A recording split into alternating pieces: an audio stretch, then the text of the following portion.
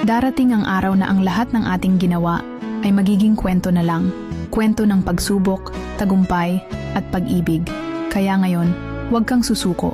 Gumawa ka ng mabuti kahit sa maliliit na paraan. Maging masaya sa bawat sandali dahil ang buhay ay regalo na dapat pahalagahan.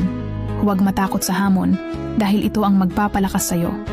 Ang kwento mo ay isang inspirasyon na patuloy na nagbibigay pag-asa sa iba.